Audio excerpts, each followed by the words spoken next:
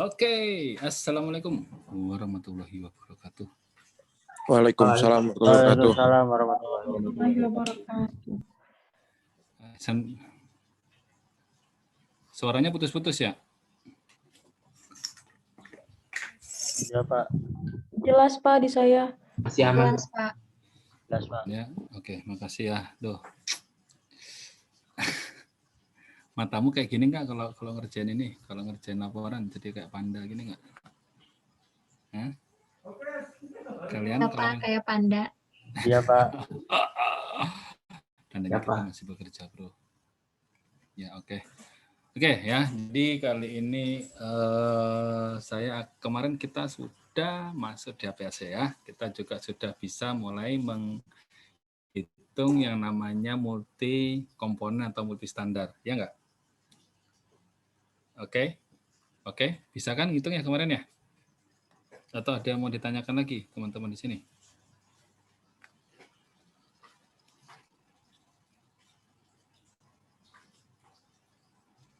Halo? Pak, izin bertanya. Boleh, silahkan. Ini mah penasaran aja Pak, kenapa Ais, luas area itu nilainya tuh pada besar-besar gitu Pak? nilainya. Nah, Ya, area Pak. itu jadi gini. Area itu garisnya itu adalah ya hasil deteksi dari detektor setiap detiknya. Ya, jadi ketika dia pada saat dia awal naik puncak itu, ya naik puncak itu dia udah mulai banyak tuh komponen-komponennya yang konsentrasi yang mulai ada, sudah mulai terpisahkan. Nanti untuk puncak, terus kemudian nanti kalau mulai sudah sedikit, jadi kan kemarin kalau kita ingat ya, sorry, saya flashback dulu. Kemarin kita ingat di Lambert-Beer adalah absorban sama dengan epsilon B kali C. Ya, B-nya sama, epsilonnya sama. Berarti kalau dia konsentrasi tinggi, absorbannya udah semakin tinggi juga kan? Gitu bukan? Iya kan? Jadi kalau dia absorbannya semakin tinggi. Nah, tinggi rendahnya dari si area itu, luas atau tidaknya si area itu bergantung dari konsentrasi. Gitu. Ya itu kan nilainya gede-gede. Nah, itu kalau saya biasanya ya itu ada yang lebih gede lagi gitu ya. Jadi ya memang seperti itu. Tapi dia dibatasin sebenarnya. Kalau di HPLC itu dia dibatasin tinggi itu adalah 4.000. Di GC juga sama ya, ada batas atasnya. Sama seperti spektro. Spektro itu sebenarnya kalau Anda nilai absorbannya lebih dari 1 atau mendekati 2, biasanya dia sudah tidak bagus lagi. Gitu. Sehingga nanti yang dibatasin tingginya, tetapi si HPLC itu dia bisa memperkirakan kalau seandainya gunungnya itu naik ke atas terus kemudian kepotong turun ke bawah, dia bisa ini sebenarnya memperkirakan sisa potongannya berapa. Tetapi terkadang kita nggak tahu ya kalau dia kalau dia pecah di atas apa enggak ya. Jadi kadang-kadang ya kalau kolomnya sudah mulai nggak bagus atau mungkin ada bubble, ada udara ya, nanti dia di atas tuh akan ini. Jadi puncaknya ada 2, naik 1, ada 2 puncak. Nah, gitu ya. Padahal sebenarnya mungkin itu senyawa yang sama gitu ya. Jadi bisa ada 2 puncak ya. Nah, kalau itu dia lebih dari atas, berarti nanti dia akan putus di atas gitu. Artinya apa? Artinya kalau putus di atas itu kita nggak tahu ini puncak ada berapa gitu ya. Kalau nilainya besar-besar ya wajar ya, seperti itu. Gitu. Oke ya, Mbak Nur Jihan tadi nanya ya? Ya, Pak. Oke, yang lainnya mungkin ada bertanya?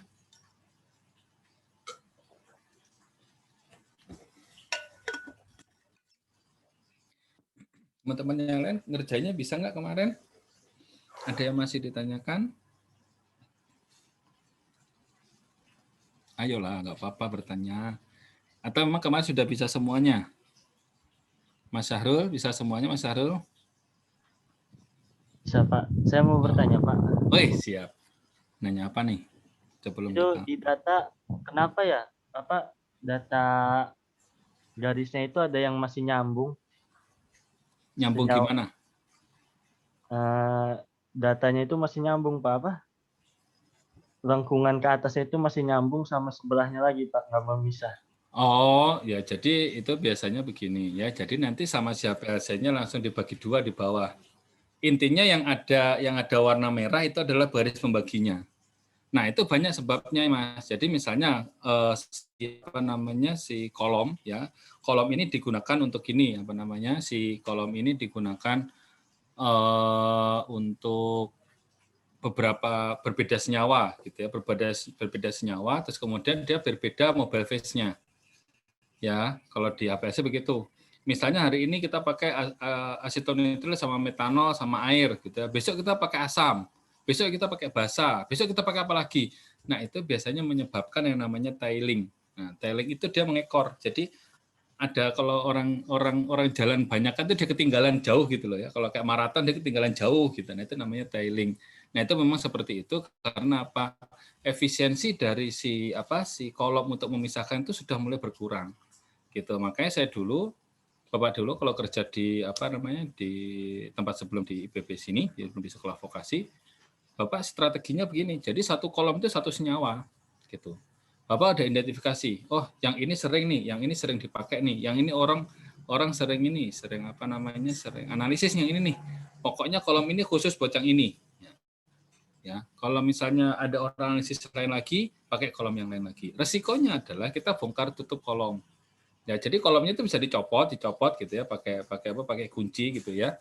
Dan itu ya butuh butuh semacam keahlian juga ya. Jadi meskipun kayaknya mudah ya, ngobeng, ngengkol gitu kan mudah ya, tapi itu kalau nanti nggak pas antara ujung kolom dengan si pipa dari pompa atau dari injektor, nanti dia akan netes. Ya, netes. Nah, kalau netes ini mungkin yang saya belum ceritakan di video saya ya. Kalau dia netes misalnya itu di kolom dan kolomnya itu ada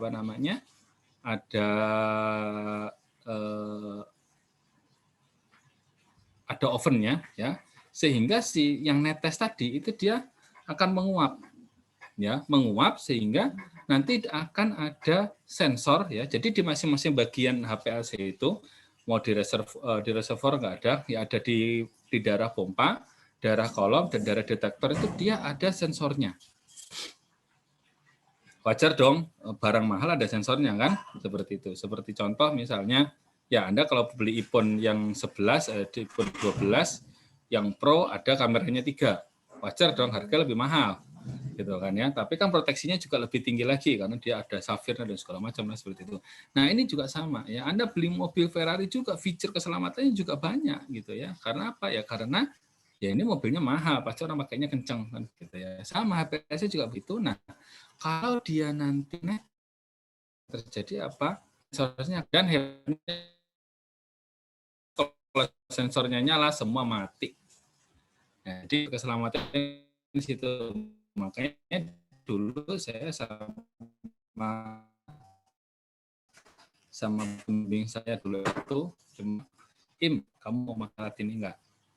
Wah, kacau. Nah, katanya beliau ini yang pakai alat jarang, jadi bisa jadi kamu buat pengalaman kamu. Oh, gitu ya. Seperti itu. Jadi memang gitu ya. Nah, seperti itu. Gitu Mas. Jadi banyak hal-hal ya, selain efisiensi dari kolomnya juga ada menurun, bisa jadi karena ada leak, ada kebocoran dan segala macam juga bisa menyebabkan seperti itu. Asal nggak terlalu tinggi aja Mas. Jadi kan naik turun ke atas, kemudian turun lagi ya sampai bawah, nanti naik lagi gitu. Biasanya kalau udah sering dipakai mesti begitu. Tapi sama dia udah dipotong di tengah gitu. Gitu ya. Oke. Gimana Mas Harul? Ya Pak, terima kasih Pak jawabannya Pak. Jadi panjang ya jawabannya ya. Oke, Mas Imam mau bertanya kah? Pak, saya Pak ada pertanyaan Pak. Oh, Rafdi, silakan. Ini kayak sekedar pengen tahu aja sih Pak. Kan jadi kan yang luas area itu kan maksimal 4.000 atau 40 ribuan Pak. Kalau tingginya 4.000. Iya, tingginya kalau 4.000 maksimalnya itu kalau waktu resetti itu ya batasnya berapa Pak? Nggak ada. Kamu nyalain 1 bulan juga nggak apa-apa. Ya, tetapi gini ya, kan itu kan kita berbicara masalah efisiensi ya, Raf ya. Jadi semakin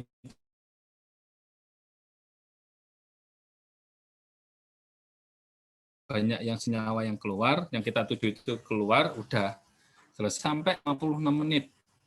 Ya, karena semua dianalisis sampai semuanya harus keluar kan gitu. Ya.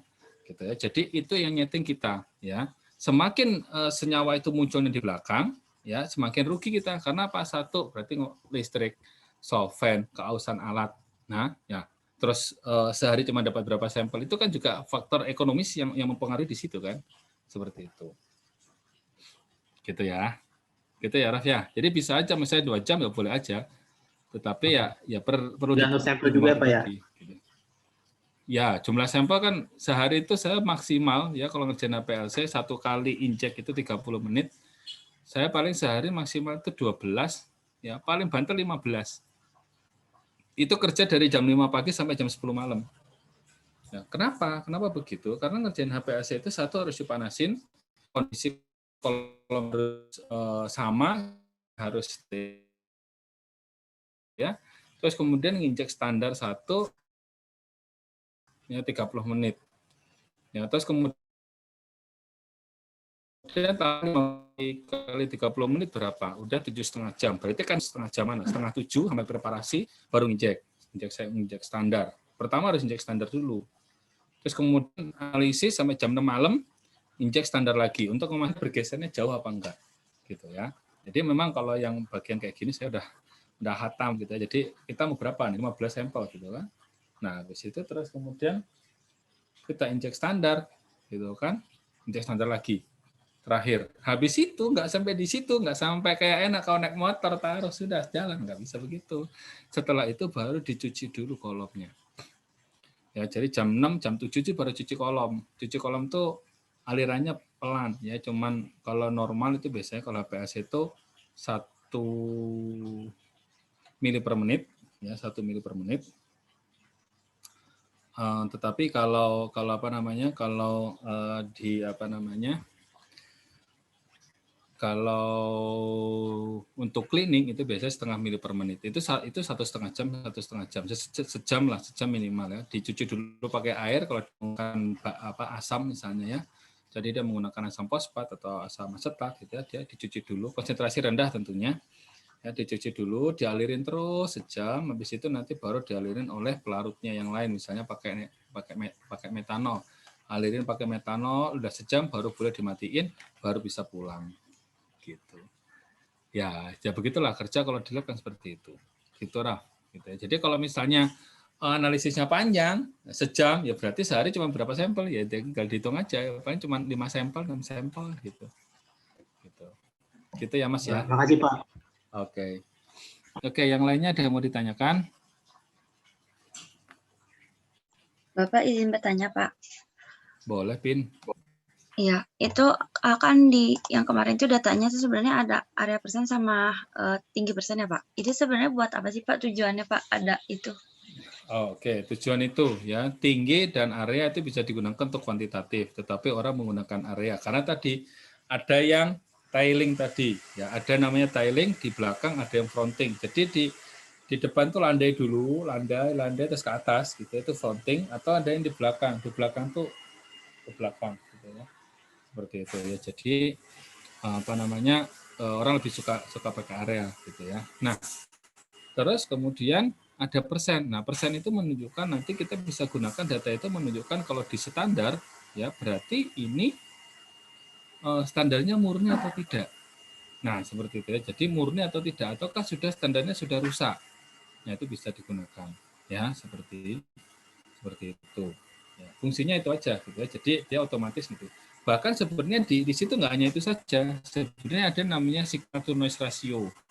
Yang tahun kemarin, yang semester kemarin saya berikan untuk apa namanya MATLAB itu signature noise ratio bisa ada di situ ya. Karena datanya memang data per detik ya. Dia itu data per setengah detik kalau salah itu direkam. Gitu ya. Terus kemudian data per setengah detik direkam, dikumpulin jadinya begitu nanti ada puncak, turun lagi, ada puncak, turun lagi seperti itu. Gitu. Oke. Baik Pak, terima kasih Pak. Oke, mohon.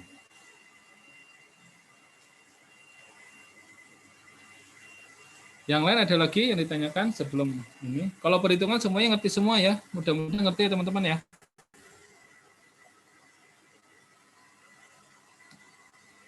Halo?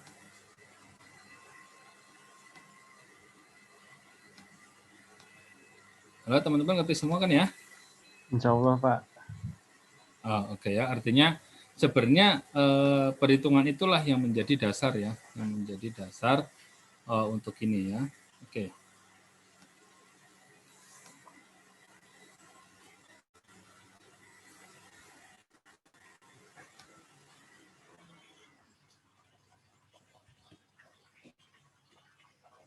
Oke.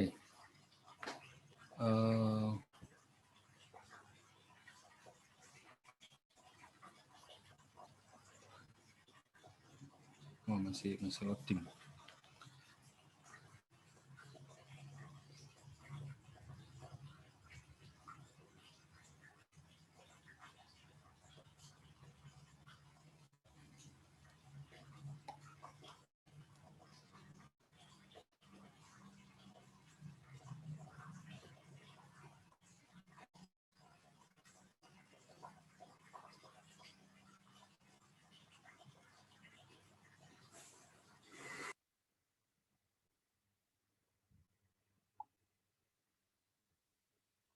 Aduh, belum masuk.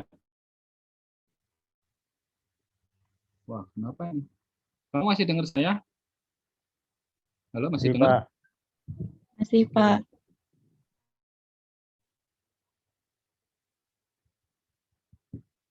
Oh, oke, sebentar. Ini lagi ini.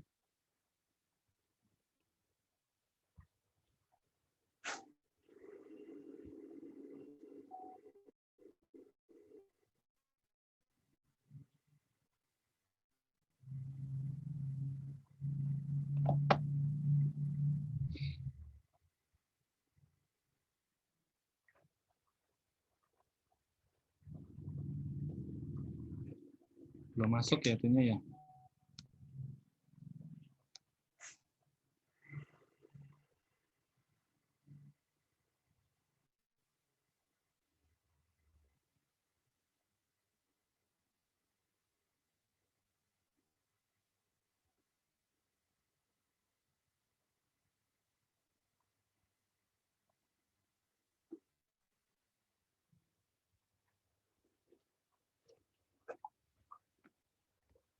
Bentar. Oh, belum masuk ya. Duh, saya udah masukin ininya, masukin apa namanya? Masukin WA-nya itu belum masuk. Nah, kalian udah terima WA-nya? WA-nya sudah terima? Sudah, Pak. Sudah, Oke, Pak.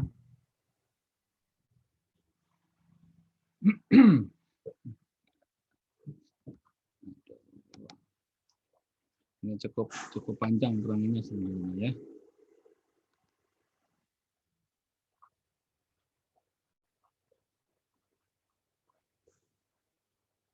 Oke.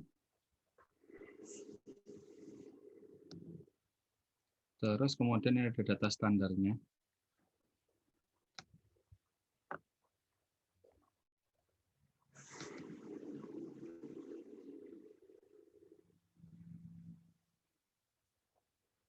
Mudah-mudahan jaringannya kuat ya.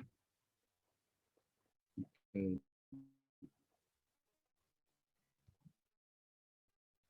Di sini hujan soalnya. Di tempat kamu hujan nggak? Mendung. Oh, hujan. Aduh, Pak.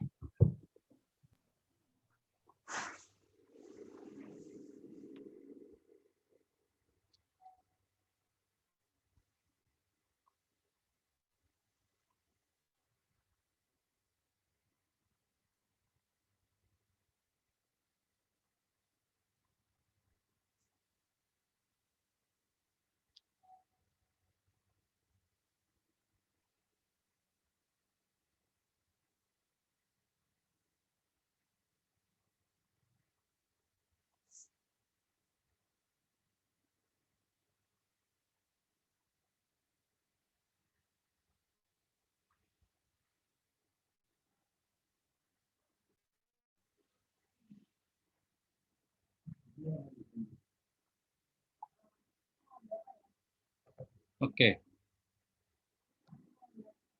Loh.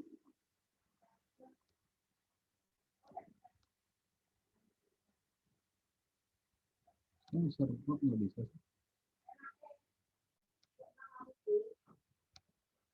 Oke ya, ini kelihatan ininya.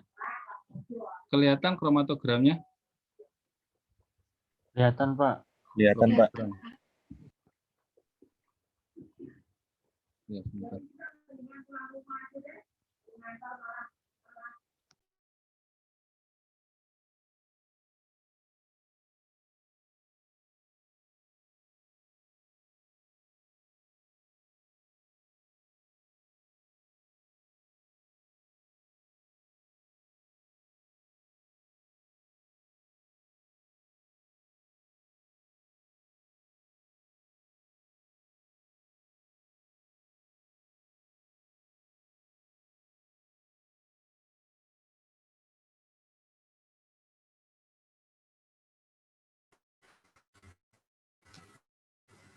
Halo, apakah datanya kelihatan?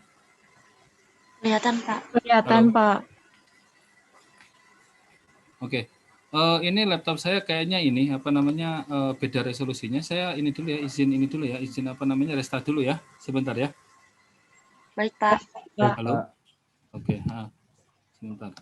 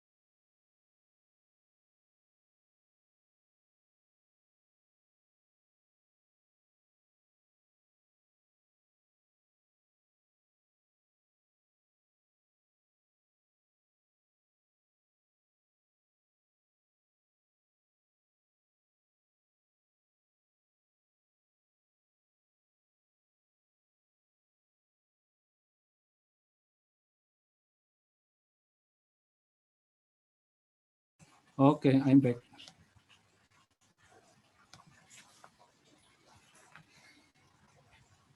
Saya matiin dulu ya, apa namanya ininya ya, apa namanya si videonya biar nggak berat.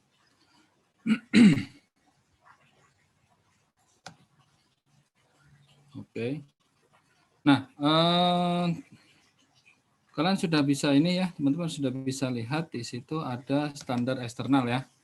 Jadi standar eksternal. Oke, ini masih nyambung dengan ini kita tadi pagi ya, kuliah kita tentang GC tadi pagi. Ya. Oke, saya terangkan ya, GC ya, GC gas kromatografi ya. Tadi pagi kita belajar tentang apa ya? Tentang yang namanya standar internal. Ya, ada standar internal. Terus kemudian GC itu dia pemisahannya berdasarkan apa? Dia masih ingat tadi pagi kuliah apa? Dia pemisahannya berdasarkan apa? Oh iya, saya lupa ya. Udah ada Mbak Akila atau Mbak? Berdasarkan apa? Sifat volatil dari bahannya, Pak. Oh, satu, sifat volatil. Harus volatil dia ya. Yang kedua, yang paling penting untuk pemisahan komponen dia harus punya apa? Harus apa dia? Mungkin ada yang tahu? Ya. Untuk memisahkan dia harus gimana? Ya, apa yang muncul duluan? Gitu kan ya. Berdasarkan apa? Ada tadi loh, ada suhu terprogram, isotermis, dan suhu terprogram itu berdasarkan apa? Berdasarkan perbedaan titik, perbedaan apa? Titik didihnya, Pak.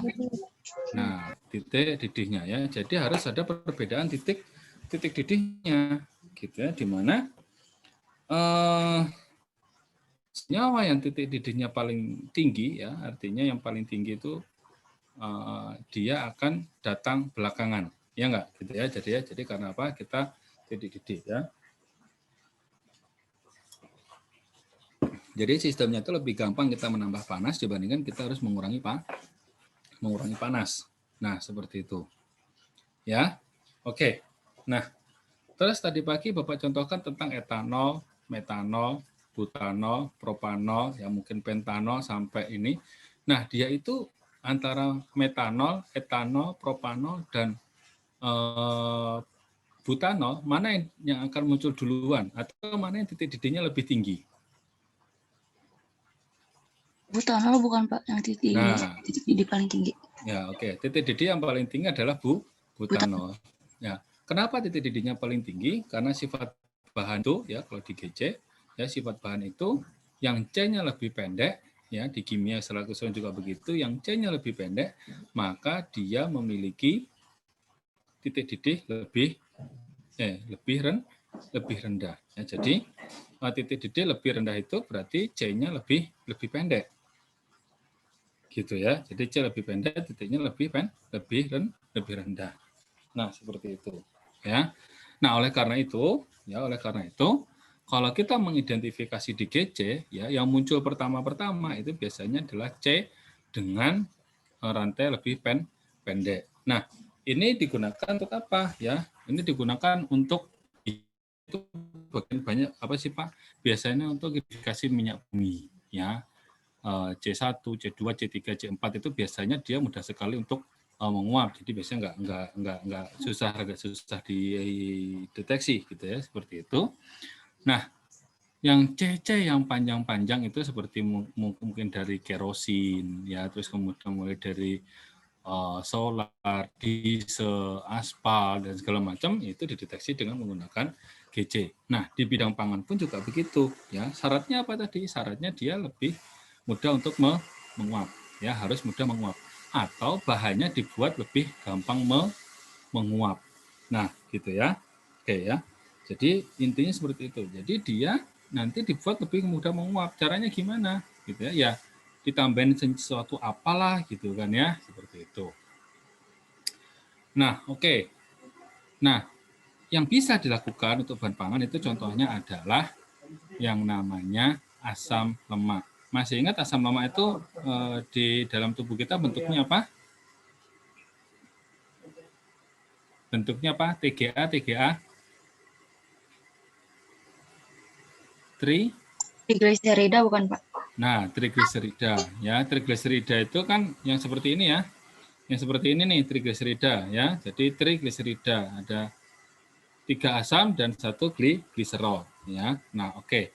Nah, dari situ kemudian kita potong dulu dari si asam trigliseridanya tadi menjadi asam lemak ya. Mohon kalau kalian nanti susah mohon dicatat ya. Jadi biar kalian juga ngerti ya. Artinya Yang seperti ini tuh kadang juga nggak banyak di ini ya, nggak banyak di apa namanya, nggak banyak ada di pelajaran yang lain gitu ya. Nah, oke. Nah, setelah dipotong-potong, berarti trigliserida tadi akan menjadi yang namanya asam lemak dan gliserol. Gliserol kita tahu dia mengandung banyak OH, berarti nanti dia bisa dicerap oleh senyawa yang bisa menjerat si gliserol gitu ya. Nah, sedangkan asam lemaknya kan jadi mengandung gugus COOH ya. Nah, OH itulah yang menyebabkan dia titik didihnya tinggi atau yang menyebabkan dia terpisah susah gitu ya, sehingga dia diganti gugus OH-nya menjadi gugus O-metil ya, menjadi gugus O-metil. Jadi artinya hidrogennya dirubah menjadi metil. Namanya metilasi.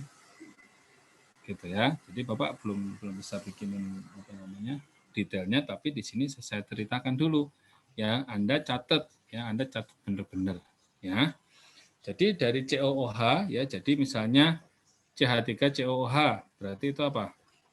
Asam asetat ya. Ya, CH3COOH ya. Jadi OH yang di asam ya nanti diganti dengan si metil. Gugusnya dapat dari mana? Gugus metilnya dapat dari yang namanya metanol. Ya, jadi dapat dari metanol. Nanti berarti ditambahkan si metanol. Tujuannya untuk apa? Agar dia segera atau cepat menjadi volatil. Oke, sampai sini paham ya? Oke. Nah, reaksinya gimana? Oke, kita ulang dari awal. Reaksi yang pertama adalah kita punya TGA. Nah, TGA itu kita sabunkan, ditambahkan dengan NaOH atau dengan KOH. Bilangan penyabunan ada kan ya dulu ya? Belum, maaf. Cara bikin sabun kan ada ya, dari minyak, terus kemudian terus dibuat sabun kan ada dulu tuh di Kimdas, ada nggak di Kimdas? Masih ingat nggak dulu bikin sabun di Kimdas? Ada. Masih ingat ya? Oke. Ya, oke ya.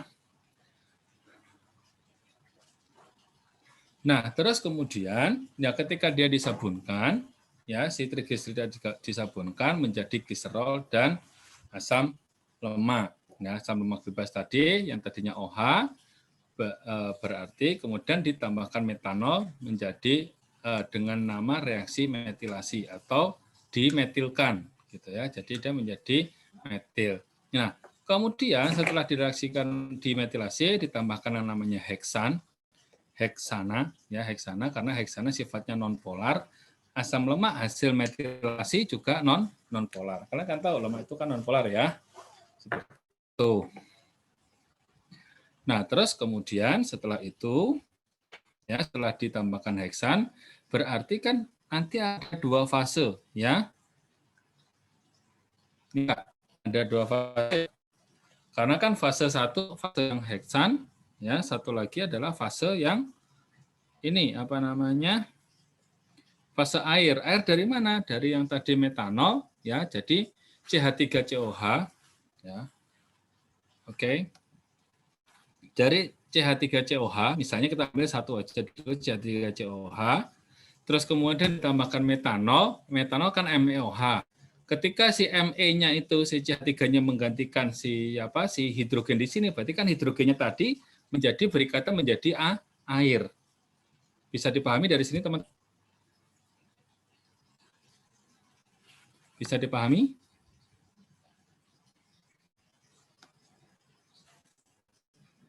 Reaksinya bisa dipahami?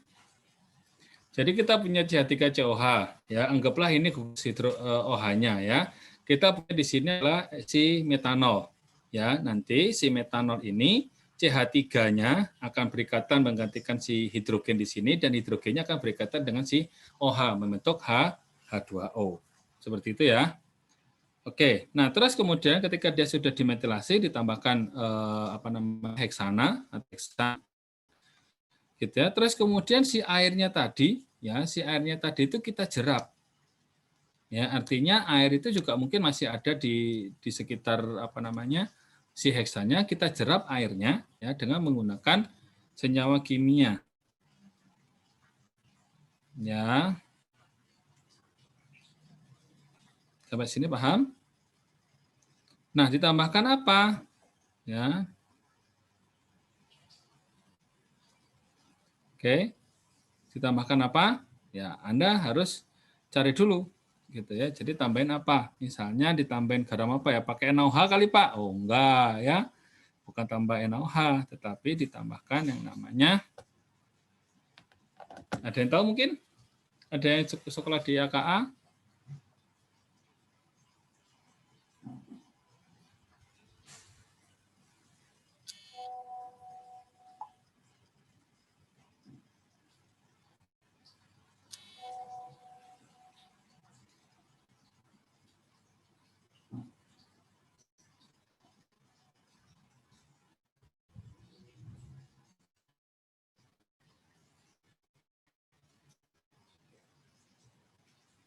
Halo? Ada yang tahu kira-kira? Cari internet dulu coba.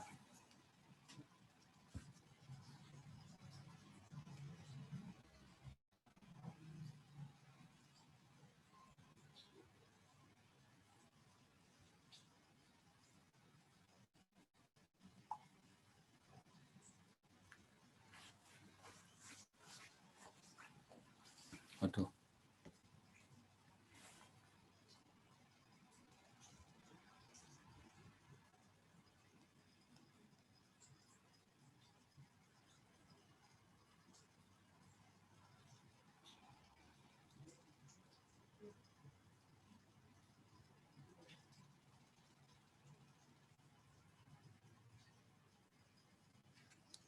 Halo, ada yang ingat? Ada yang tahu? Ada yang tahu kira-kira? Coba cari dulu di internet.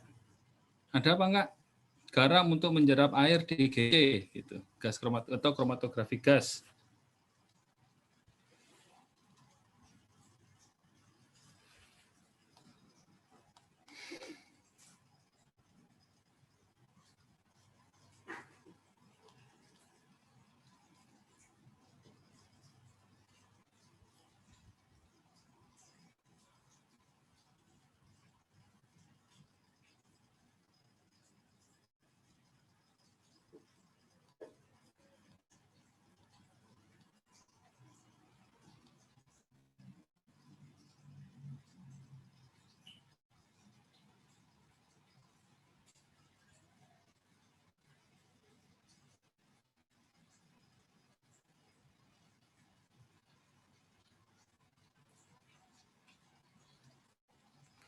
Halo, ada yang tahu? Ayo, tahu? Ada yang tahu?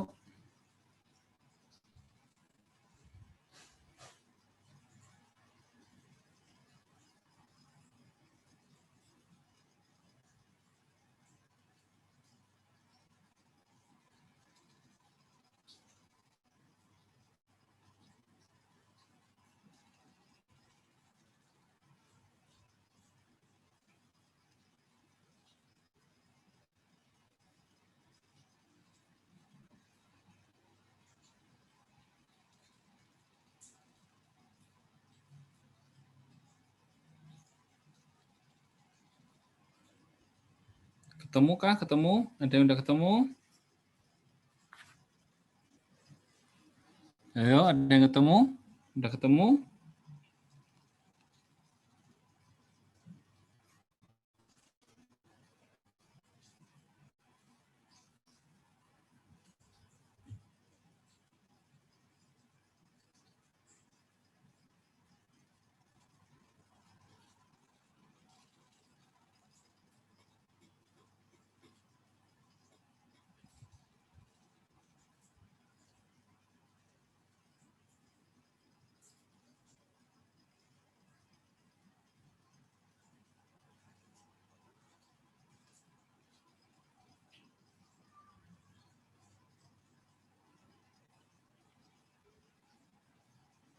Halo, ada yang udah ketemu? Cari di internet, pakai apa? Garamnya pakai apa? Garamnya? Belum ada, Pak. Masa? Coba carilah, ada lah pasti.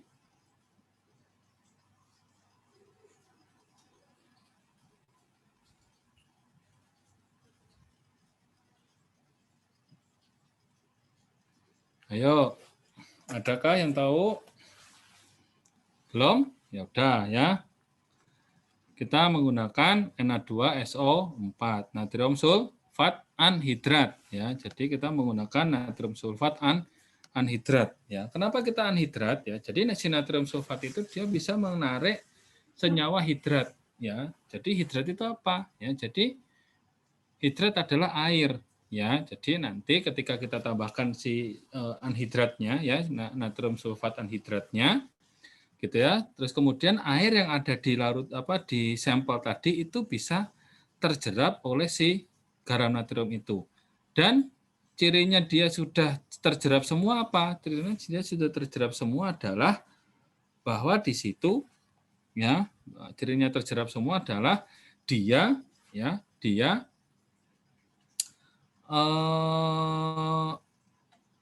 dalam bentuk jenuh ya. Jadi kalau kita tambahkan si natrium sulfat terus-menerus, natrium sulfat anhidrat terus-menerus, dia nanti akan si natrium sulfatnya akan membentuk yang namanya endapan ya, atau dia kondisi jenuh sehingga dia tidak bisa larut kembali ya, seperti itu. Oke. Nah, kalau begitu berarti dia sudah tidak ada sudah tidak ada sudah tidak ada si hidratnya atau sudah tidak ada si airnya. Nah, fase heksan tadi terus kemudian diinjekkan ke dalam namanya gas kromatografi. Ya. Nah, karena si asam lemaknya ini ya, asam lemak itu cirinya ya, asam lemak bebas atau asam lemak di alam itu cirinya dia gugusnya adalah mempunyai jumlah C yang genap. Ya, jumlah C yang genap gitu ya. Nah, kalau jumlah C-nya genap ya, berarti ada dong yang enggak genap ya, ada yaitu C yang dibuat oleh manusia. Itu C enggak genap. Nah, di dalam analisis asam lemak ini ya, digunakan C tidak genap atau C ganjil untuk sebagai standar internal.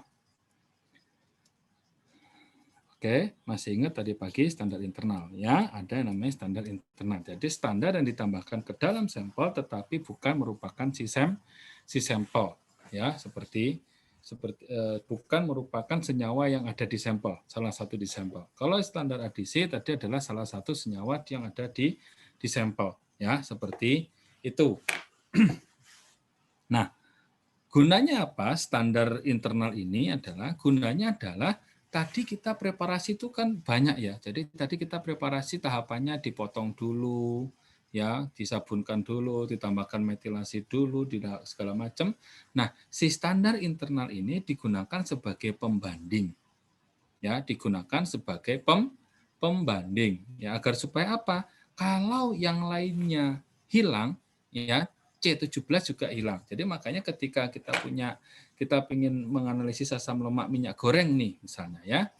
Terus kemudian kita timbang misalnya kita timbang 100 mg minyak kita timbang, terus kemudian kita tambahkan si asam lemak ini ya, asam lemak yang bukan merupakan kumpulan senyawa di situ ya. Jadi kita masukkan standar internalnya adalah asam lemak, misalnya kita pakai asam lemak C17. Jadi di alam itu nggak ada C17 gitu ya. Jadi semua yang disediakan oleh alam itu dia genap. Ya, jadi nggak ada yang ganjil ya, sebenarnya seperti itu. Nah, ketika kita preparasi terus-menerus tadi, kalau ada C yang lain hilang, berarti T17-nya juga ikutan hilang. Kalau dia C17-nya ada metilnya, nambah metil, berarti yang lainnya juga nambah metil. Dengan proporsi asumsinya adalah sama semuanya. Ya, sampai sini paham maksudnya? Sampai sini paham maksudnya?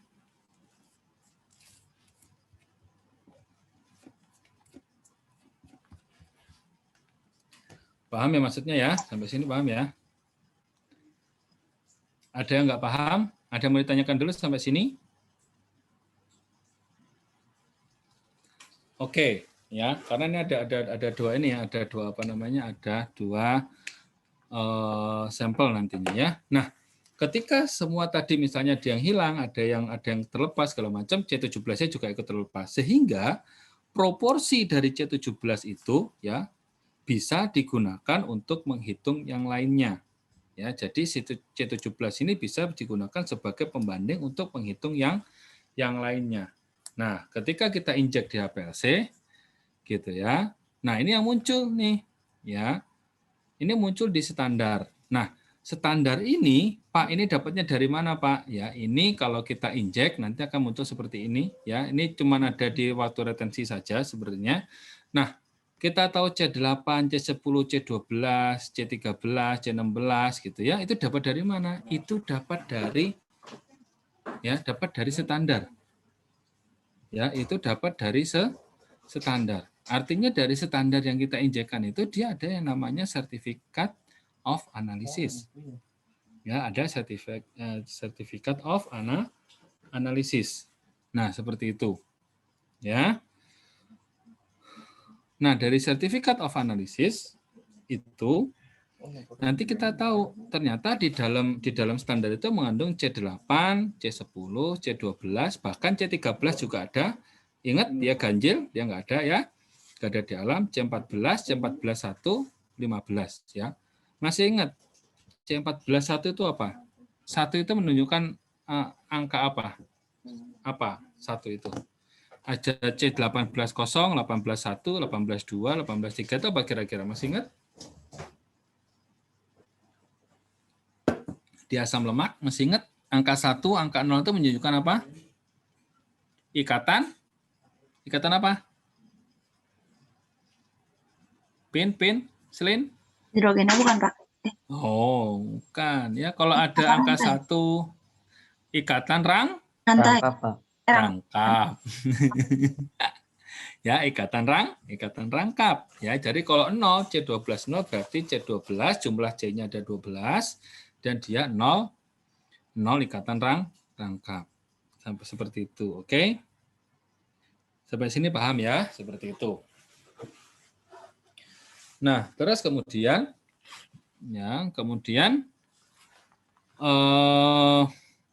di sini ya dimulai dari C8. Anda teman-teman bisa lihat ini ada C8, ini ada C10, ya ada C12. Ya ini kelihatan banget ya. Jadi dia akan urut ya, karena apa? Titik didihnya semakin tinggi nilai C-nya akan semakin lama waktu retensinya. Gitu ya. Jadi C8, C10, C12, C13 ya, C14 ya, C13 apa yang ditambahkan ya. Jadi di standar ini sudah ditambahkan standar internalnya banyak ya. Tergantung nanti kita sampelnya mau menambahkan apa. Oke. Terus kemudian ada C14.1 ya. Anda harus ingat apanya nih? Harus ingat di sininya nih. 11,0424 ini berarti apa? Berarti dia adalah siapa? Si waktu retensinya. Ya ini 12,023 untuk C15. Ya, ini C15, 12,023, C15 0, C16 0, C16 1, C17, ya, C17, ingat-ingat ada 15,814. Terus kemudian ada C18 0, ini C18 1 trans. Masih ingat C18 1 trans, ya. Jadi kalau trans dia itu waktu retensinya lebih dekat karena apa? Karena titik didihnya lebih rendah dibandingkan yang bentuknya cis. Ya, kalian suka lihat ya bebas asam lemak trans. Nah, gitu ya, seperti itu. Gitu ya. Jadi di situ ada C18 1 trans, kemudian ada C18 1 cis gitu ya di 18,4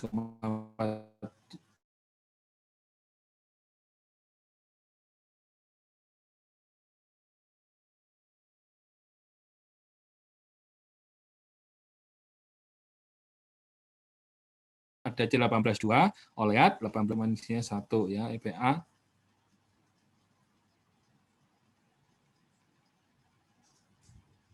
Oke. Kedengeran suaranya? Bapak tadi sempat terputus, Pak. Ya, oke, sempat. Memang ada tulisan unstable di saya. Ya. Nah, ini sampai C20 ya. Iya kah? Nah, C20 ini ada C20 0 dan C21. Ya, berarti C20-nya nggak sampai 4 EPA dan C22-nya juga nggak sampai 5 untuk yang DHA. Nggak apa-apa, adanya ini. Ya, tapi kita bisa lihat, teman-teman bisa lihat semuanya, bahwa di sini ya dia lebih langsing-langsing ya. Seperti itu. Ya. Oke, jadi dari sini nanti kita bisa melihat si kromatogram selanjutnya. Nah, ya. Nah, ini kromatogram selanjutnya. Kromatogramnya keterangannya. Ya, ini ada ada waktu retensinya, ya. Jadi nanti waktu retensinya yang kita gunakan adalah area saja, ya, area. Oke, yang kita gunakan area, ya. Jelas teman-teman semuanya? Jelas, Pak. Ya, misalnya ini kan 4221 ya, ada C8. Jadi nanti oke, 4.221 itu adalah berapa luas areanya? Areanya adalah 16,52,483. Angka titiknya nggak usah dipakai ya. Jadi langsung aja semuanya dijumlahkan ya. Berarti berapa? 16,52,483. Sampai sini oke ya. Halo teman-teman semuanya. Pak, berarti tadi titiknya bukan koma ya, Pak ya? Oh, nggak usah. Berarti tetap dipakai semuanya. Jadi 16,52,483 ya. Ini tadi yang nanyain oh ini kok gede-gede, enggak memang begitu. Seperti itu ya, 16,52,483. Nah, Anda harus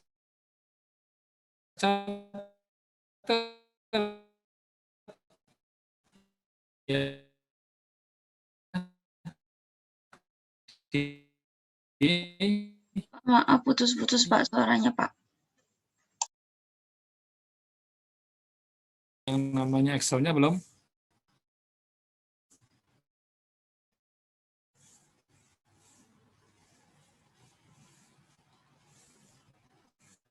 Halo, kalian dapat Excel-nya belum yang ini? Kelihatan Excel-nya nggak? Belum, Pak. Belum, Pak. Excel-nya belum ada. Belum.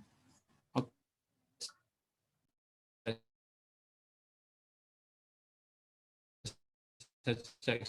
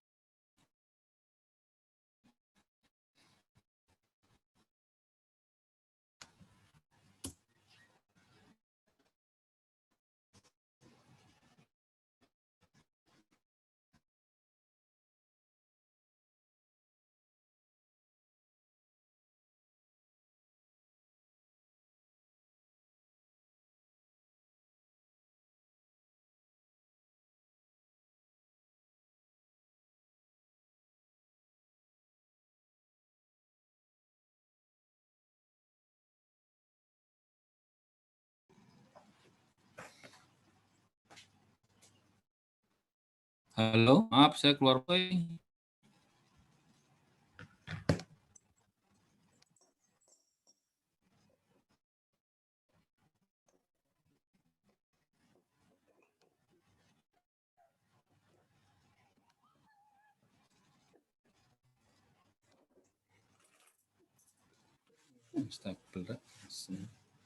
Mas, gimana lagi Mas yang internetnya beda Mas? Yang udah aktif mah dicek ya. Ada acara. Jadi ini itu pakai yang itu. Udah nyala sih itu yang Apa? Nggak bisa gue yang pakai Durong. Hah? nyala itu mah. Iya, pakai yang Durong gue nggak bisa. Pakai yang PPS Bapak nggak bisa. Nggak bisa.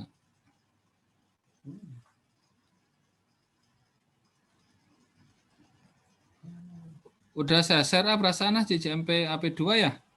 Mbak, Mas, coba dicek di WA-nya, Mbak. Ya, Pak, yang Excel baru 1. Ya itu, Excel itu satu aja. Oh ya, data standar fan.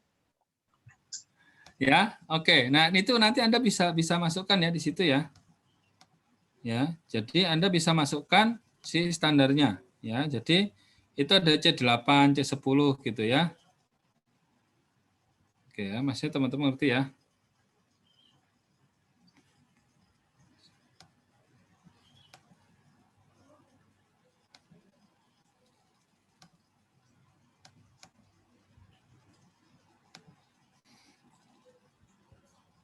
Oke, ya. Nah, di bawahnya teman-teman bisa lihat itunya apa namanya si ininya, apa namanya si ada rumus di bawah, bisa lihat. Ya.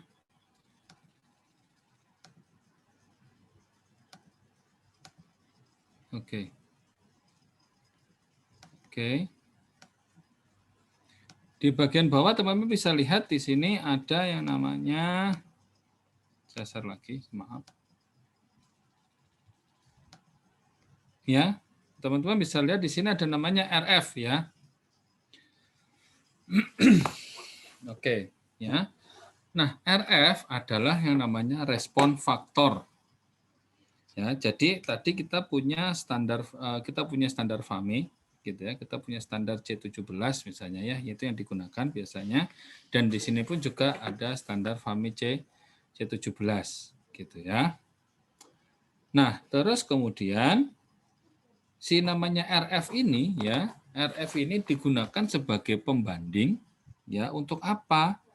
Untuk mengetahui kira-kira berapakah perbandingan luas area ya, luas area dari si C17 dengan luas area dari si C yang kita akan lakukan perhitungan. Ya, jadi nilai RF itu yang ada di standar gitu ya. Itu digunakan untuk apa? Untuk ya mengetahui ya berapakah perbandingan antara si area standar internal dengan si area standar yang akan kita tuju ya, misalnya C18.3 nih gitu ya, misalnya C18.3 nih. Jadi nanti kita akan bandingkan dengan C18.3 ya. Oke. Berarti data apa yang kita butuhkan dari si ininya, dari apa namanya, dari si standar ini gitu ya. Nah, ini di sini ada catatan ya. Anda catat dulu di sini ada SI 1,036 mg. Jadi standar internalnya yang dipakai adalah C17 ya. Ini nanti ini data buat nanti, tapi nggak apa-apa, Anda catat dulu. SI-nya adalah 1,036 mg. Berat sampel 1 adalah 111,3 mg dan berat sampel 2 adalah 114,3 mg. Ya, seperti itu. Gitu ya. Nah, oke. Data dari sini ada dua ya datanya ya. Berarti ada 16 ada file yang ini dan satu lagi ada file yang satu lagi. Ya, ada file satu lagi yaitu file. Kelihatan kan di kalian ya? Kelihatan, Pak. Oh iya. Pak, maaf nanya. Ini yang tadi yang 111,3 ini diganti jadi 114, Pak. Enggak. Ini ada dua. Nanti ada dua kromatogram lagi yang akan saya kasih ke kalian. Oh, baik, Pak. Ya, oke. Ini catat dulu aja ya. Jadi standar internal itu yang akan digunakan di sampel. Yang ini catat dulu aja. Gitu, nggih. Semuanya catat dulu aja. Nah, jadi Anda nanti harus memasukkan waktu retensi ya. Dengan cara gimana? Oh, kalau C8 4221 ya, nanti dimasukkan ke yang ini. Kelihatan nggak Excel-nya? Kelihatan, Pak. Oke, kelihatan ya Excel-nya. Jadi nanti waktu retensinya kamu masukin di sini. Terus yang namanya AALX ya, asam amino asam amino ya. AALX adalah area asam lemak tertentu pada standar eksternal. Jadi kalau misalnya kita tadi baca yang C ini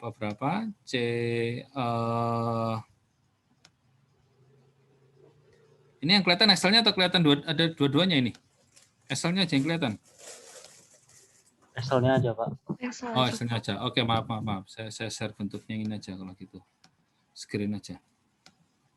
Oke ya. Jadi di sini ya, misalnya di sini ya, di sini ada C8 berarti 4,221. Jadi di sini dimasukin C8 4,221. Ya. Nah, AALX-nya berarti area asam lemak tertentu. Berarti area asam lemak C8 di sini ya. Berarti kita bisa masukin dari mana nilainya? Dari sini. Di waktu retensi berapa tadi? Ya, dilihat 4421. Berarti di sini masuk 16, 52, 483. Sampai sini teman-teman udah ngerti? Ini 0,00 nih. Teman-teman udah ngerti semua? Udah paham kira-kira? Paham, Pak. Paham, Pak. Oke ya. Nah, kita nanti akan menggunakan C18 pada sampel. Ya, berarti ya karena kita akan menggunakan C18 pada sampel, maka standar internal yang kita gunakan di sini adalah yang C17. ASI adalah asam lemak standar internal. Nah, coba kita cek. C17-nya ada di mana? Ada di 15814. Oh, ini lebih, berarti ada di gambar berikutnya. Oke, di gambar berikutnya berarti 15874. Ya, 15874. Ya Allah, susah. Sorry, 15814. Berarti dia berapa? 23. Ya, 15814, 23, 42, 480. Udah saya tulisin di sini loh ya, enak banget ini ya. 23, 42, 87, 70. Nah, terus kemudian ya, untuk yang tabel yang F dan G ya, itu aslinya hanya ada di tabel yang F saja ya, di mana ini adalah berat ya, berat asam lemak X yang dibuat untuk standar ini tadi ya. Jadi berat asam lemak X yang digunakan untuk standar. Ya, jadi orang membuat standar itu dengan cara menambahkan aja, ditambah, terus kemudian dilarutkan, udah habis itu dikemas, dibotolin, dijual. Ya, jadi di sini adalah miligram. Ya, 1,900. Ya, entah itu satunya gram atau kilogram nggak masalah juga karena nanti di rumusnya akan hilang. Nah, kita lihat C17. Nah, C17 ini dia 3,2 miligram kalau kita ambil satuannya miligram gitu ya. Sehingga BALX adalah ini di sini adalah 1,9 dan BSI-nya adalah berat standar internal adalah 3,2. Ya, BALX dan BSI ini diketahui dari COA. Ya, dari COA dari Certified of Analysis ya, Certified of Analysis ya. Jadi dari COA-nya yang digabungkan kalau kita beli standar dapat 3,2 atau ya Anda mau tulis 3.200 juga nggak apa-apa juga ya. Tapi ini kita tulis 3,2. Sehingga kita lihat di bawah ya, RF atau retention respon faktor ya, respon faktor adalah ASI, jadi asam lemak internal kita gunakan C17. Kenapa digunakan C17? Karena nanti sampelnya akan digunakan C17. Ya, ASI adalah ASI adalah area asam lemak standar internal atau area standar internal pada standar eksternal. Artinya apa? Kita yang ini tadi ini kita yang injek yang ini, analisis yang ini adalah ini standar eksternal. Ya, seperti itu ya. Jadi ini adalah area standar internal pada standar eksternal. Ya, AALX area asam lemak tertentu pada standar eksternal. Ya. Nah, BALX adalah konsentrasi asam lemak tertentu pada standar eksternal. Jadi udah diketahui BALX dan BSI-nya udah diketahui. RF adalah respon faktor. Gitu ya. Jadi untuk menghitung nanti sampel, maka kita harus mengalihkan dengan RF yang ada di sini. Ya, seperti itu. Jadi ini adalah standar ya, standar. Kalau yang kemarin kan gampang ya, yang kemarin itu karena kita nggak menggunakan asam tidak menggunakan standar internal, jadi tinggal dibandingkan. Ya, kalau misalnya dia 20 ppm diinjek dengan komposisi sama, volume sampel juga sama yang diinjeknya, berarti nanti dapat wawancara berapa nih untuk yang sampelnya, tinggal dibandingkan seperti itu. Nah, kalau ini karena menggunakan standar internal, ya maka harus kita hitung dulu yang namanya RF atau respon faktornya. Sampai sini teman-teman ada mau ditanyakan?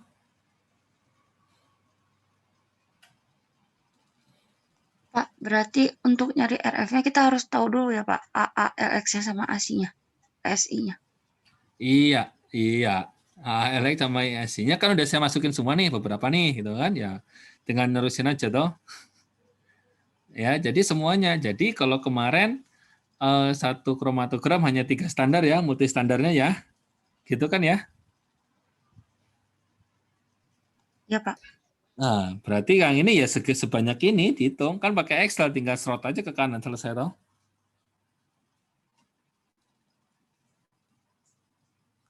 Iya nggak sih? Kan selesai itu udah. Itu kalau yang kosong itu Pak, yang sebelah RF, itu buat apa Pak? Yang ALX sama ASI-nya? Mana? Yang di samping. Oh ya belum, ceritanya belum sampai situ bos. Sabar ya bos. Iya Pak. Yang lainnya mana? Yang lainnya nih suaranya mana? Suaranya ya Allah, suaranya mana ya Allah?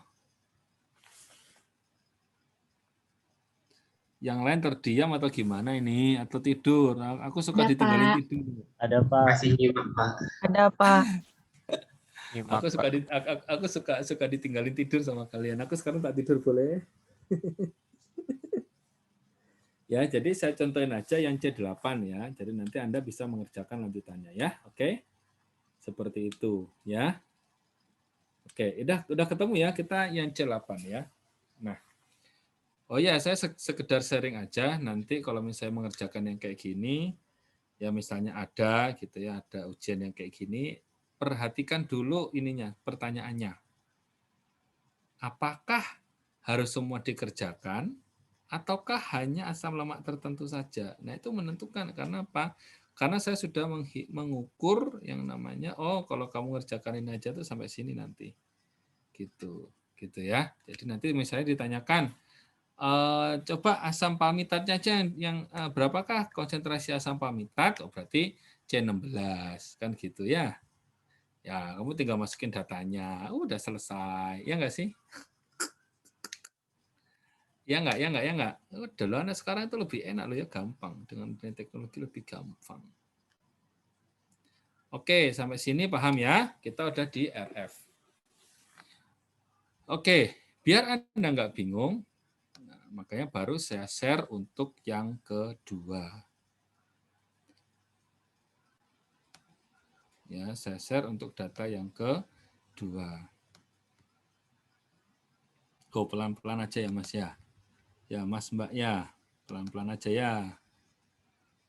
Nah, oke, saya share untuk data yang kedua. Aduh, WhatsApp-nya agak masuk.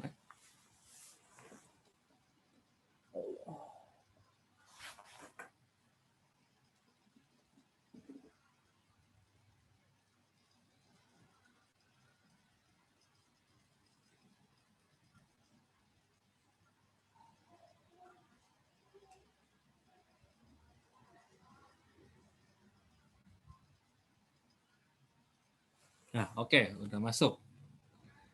2AP2 ya, tak masukin dulu datanya. Set. Ya, ini kalau kalian di offline malah nggak enak karena Anda akan bingung nanti ya. Makanya kalau ini saya sengaja pelan-pelan. Wah, jadi ketahuan. WA saya ya, isinya WA saya apa jadi ketahuan dah. Tutup ah. Tinggalkan halaman aja. Belum. Kan belum nyala. Ya Allah, lupa ya. Takut ketahuan kalian saya teh.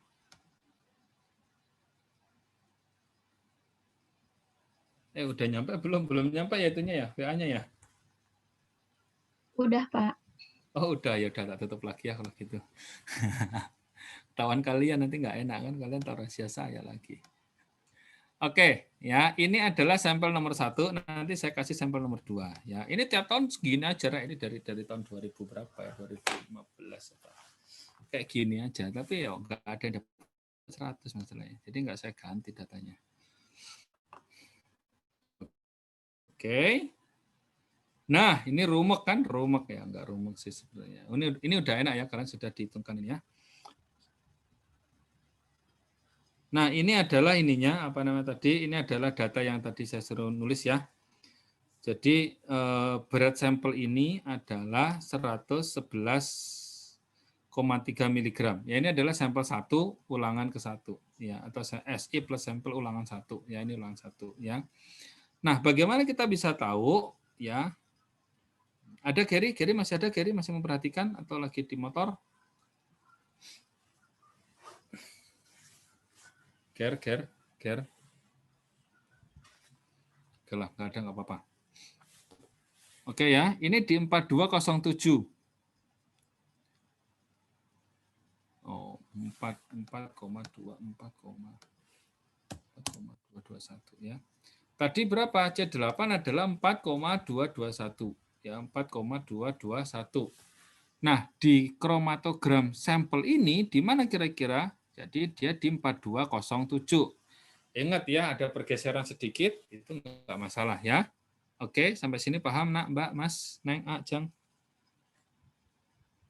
Seperti kemarin ya, waktu retensi yang sama akan menyebabkan itulah si dia ya. Oke.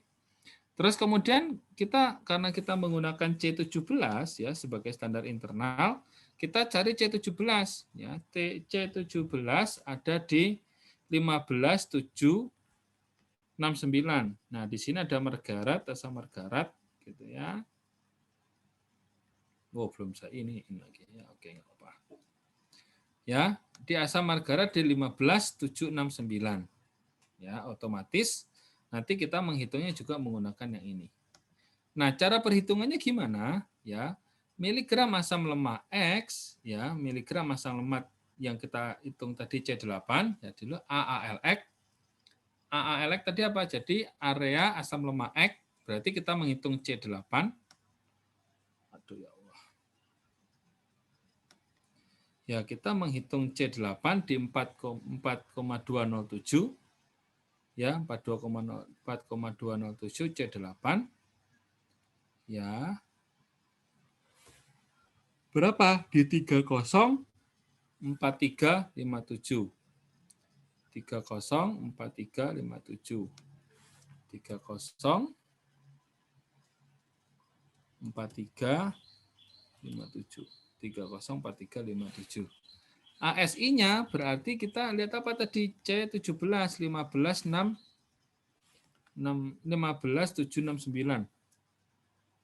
Karena di sini 15 nggak ada, berarti ada di kromatogram setelahnya. Kromatogramnya sudah diterima, dua kromatogram barusan ya, sudah terima ya? Udah, Pak. Oke. Ya, nah di sini 15 berapa tadi? 15, berapa tadi teh? 15,769. Nah, ini ada di paling atas 15,769, luasnya adalah 385 34177.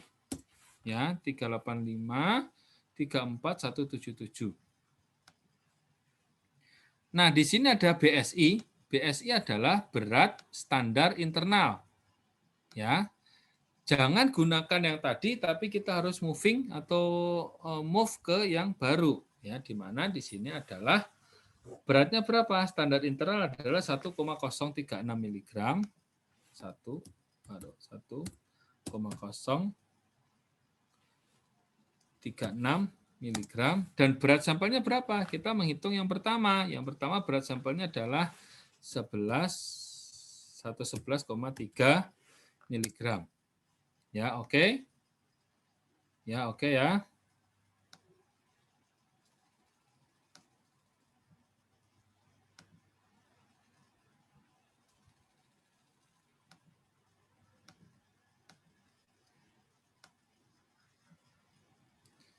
Oke, berdasarkan rumus kita bisa hitung. Ya, AALX adalah asam lemak area asam lemak tertentu, ASI area standar internal, BSI adalah apa? BSI adalah berat asam lemak standar Ya, jadi coba cek ya, AALX adalah area asam lemak. Itu kalau di kalau di HbAC adalah apa? Adalah area sampel ya, luas area sampel gitu ya, dibagi dengan luas area standar dikali konsentrasi standar. BS adalah berat sampel. Ya, sama aja kan? Ujung-ujungnya begitu kan? Dikalikan dengan kalau di sini ada respon faktor. Udah gitu aja, sesimpel itu sebenarnya. Oke, udah selesai, udah bisa dimengerti.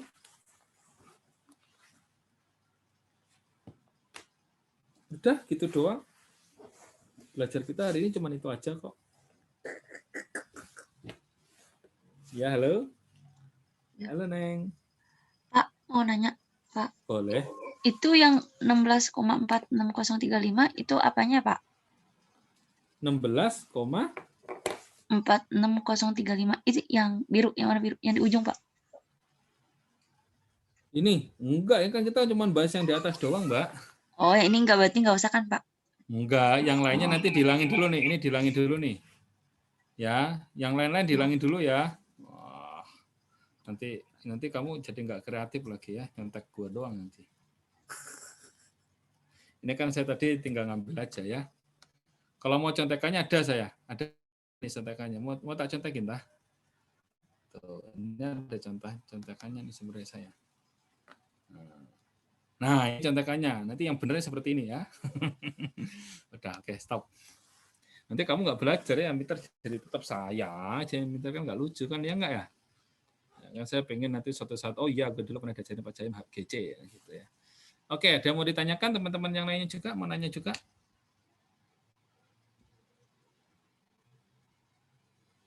Aloha, mau nanya enggak?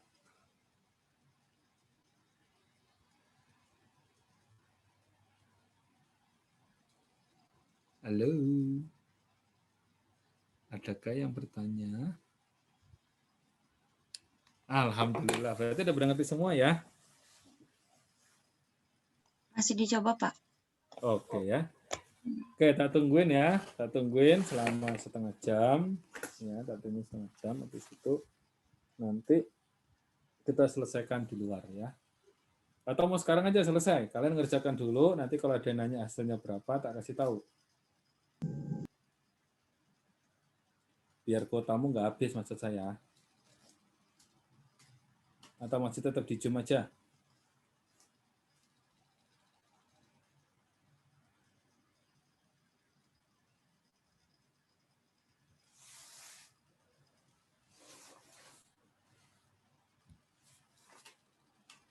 Lupa tadi. Akila ada nggak Akila? Akila apa Vida ya hari ini? Oh ada. Dapat dari mana tadi lo? Dari PJ-nya Pak. Asik. Saya baru nge-WA, mau nge-WA, baru ingat saya, maaf ya Fit, maaf ya Akila ya. Aduh. Berarti saya harus ngeberesin dulu ya. Ayo teman-teman yang lain ada yang mau ditanyakan?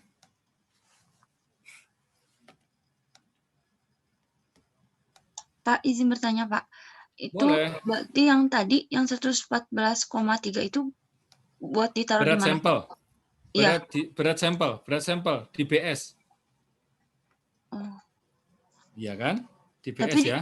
Tadi di BS 111,3. Coba kodenya sama enggak? Kode berapa? Kode 1, kode 2? Oh, ada 2 kode. Oke. Ya, ngerti, Pak. Iya kan? Kebalik aja kan sebenarnya kan? Bener nggak sih? Kebalik aja kan? Kita cek dulu. Iya, berat sampel 1 113, berat sampel 2 114,3. Gitu, ya. Oke.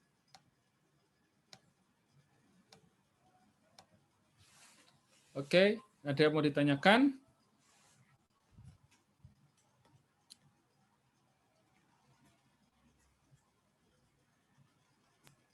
Pak, izin bertanya. Oke, silakan. Tadi kan berat sampelnya ada 2. Berarti nanti... Sabar, satu lagi mau tak kirim ya, sabar. Baik, Pak. Nggak ngitungnya bisa dulu nggak ngitungnya? Teman-teman bisa ngitungnya nggak? Insya Allah, Pak. Sampai sejauh ini bisa ya? Mudah-mudahan Bisa. bisa ya. Ya namanya insya Allah ya. Sebenarnya kan kayak gini tuh kan cuman ini aja toh, cuman apa namanya, cuman ya apa sih namanya, ketelitian aja ya. Terus kemudian kita memahami konsepnya aja ya. Sebenarnya MKP itu gampang semua mas. Ya gampang semua ya mas Mbak ya, seperti itu. Ya jadi ya wes santai aja, santuy. Ya santuy guys, santuy. Ya oke. Ada yang mau ditanyakan lagi teman-teman semuanya?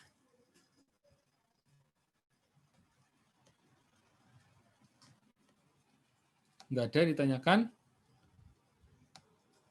Oke, kalau ada yang ingin bertanya terus kemudian pengen nge-WA ya monggo silakan aja ya. Kalau ingin nge-WA silakan aja. Maksudnya saya gini, kalau di sini terus pulsa entek apa enggak gitu loh. Kalau enggak entek sih enggak apa-apa. Paket tamu enggak entek mah enggak apa-apa. Sorry, maaf.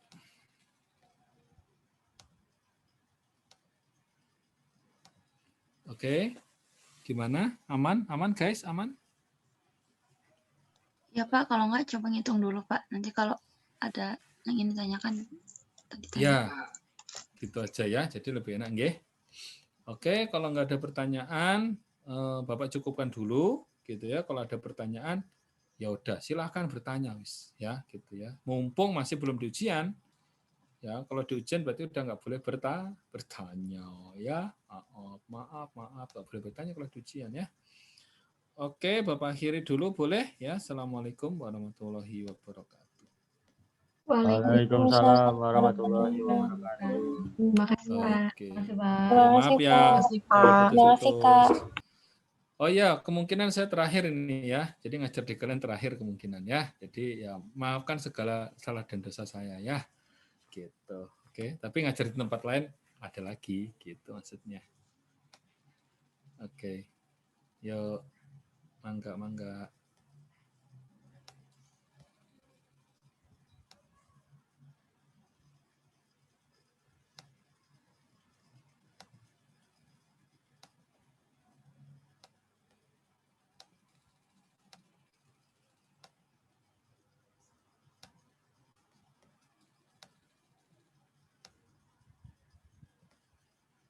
Halo Cantika.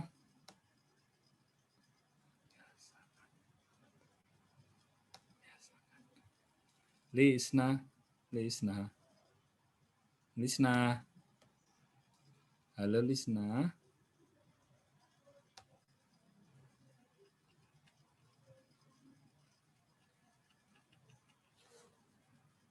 Halo Lisna. Cantika. Lisna.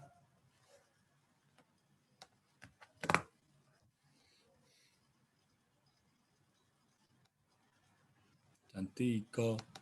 Lisna. Ya Bapak, izin les. Oke. Dah. Assalamualaikum.